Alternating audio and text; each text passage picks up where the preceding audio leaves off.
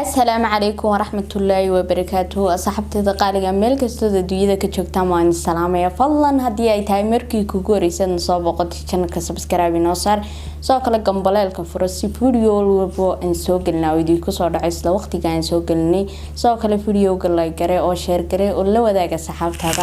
asxaabtada qaaliga aadka quruxda badan leh sidoo kale comment caafimaad qaba oo kaala iska aragana xagga hoose noogu soo qor iyo waxaad fikiraya aragti qabtaba asxaabtii waxaan maanta idin wadaa barnaamijkeeni aad horeba iga barateen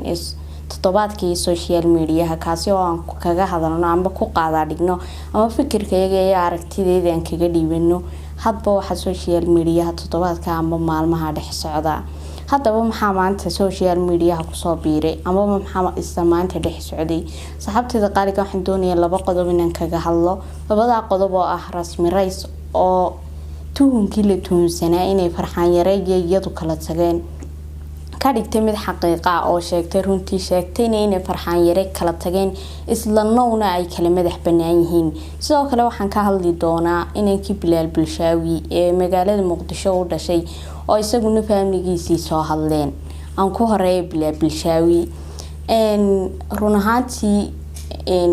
xalay toole ayaan video-ga arkay iyadoo hooyadii iyo walaaladii ay hadlayaan waliba iyagoo qeyraysan oo hooyadaasi leedahay inankayga agoonniman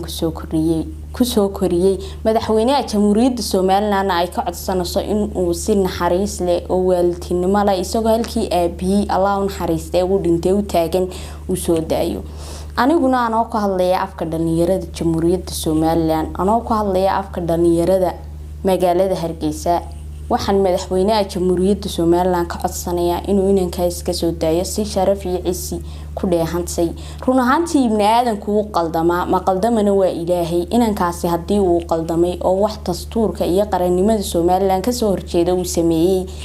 oo aanay Soomaaliland ogolaan haba yaraatay in calan buluuga wadankeeda lagu dhaxmaro amaba koob shaaha lagu dhex samaystay isagoo calankii ka samaysan yahay qaladkaas uu ka dhacay qofka aan qaldamin waa Ilaahay ibn aadan bin adiga laftirkaaga madaxweynaha qaldami kara waxaan ka codsanaa on boqolkiiba anagoo dadkii wax gudbinaya aan ka codsanaa inaad inanka iska sii deyso adigoo tixgelinaya maamada inta leeg ee kamarad intay soo hor fadhiisatay ku tuugaysa ku bariyaysa ee kula inankayga ii soo daa run ahaantii aad baan wallahi uga murugooday markan video-ga arkay hadii aanu gacantayda ay ku jiri lahayn anaaba soo deynaa balse laakiinse waxaan cod dheer ku diray inuu madaxweynaha jamhuuriyadda Soomaaliland oo sharafta ka raaco inanka iska soo daayo wadankiisa iyo hooyadii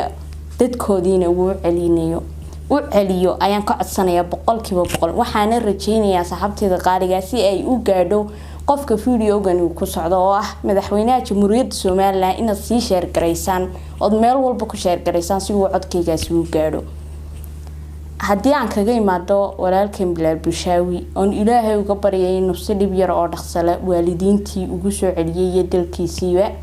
waxaan ka hadli doonaa qodobka rasmi rays run ahaantii waad ogeydeen oo barnaamij horaan kaga hadlay rasmi rays iyo kala taga farxaan yare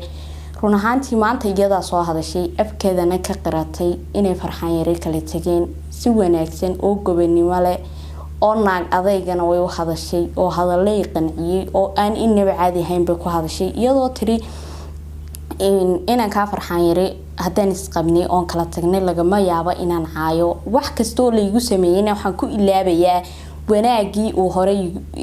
igu sameeyay anaga iyo isagana dhaxmaray run ahaantii dadka ibn aadankii way kala tagaan ee gabadhaasi gobonimo samaysay wax fiican bay samaysay oo ina kasto oo Soomaaliyeed hooga tusaale u noqon karta run ahaantii dadka calafkooda uu kala dhamaada laakiin se wax kasta waxa ka qaalisan wajiga iyo walaaltinimada iyaduna si wanaagsan ayay u hadashay aadna waan ugu boorineynaa waan ugu hambaliyeyneynaa waxaanan leeyahay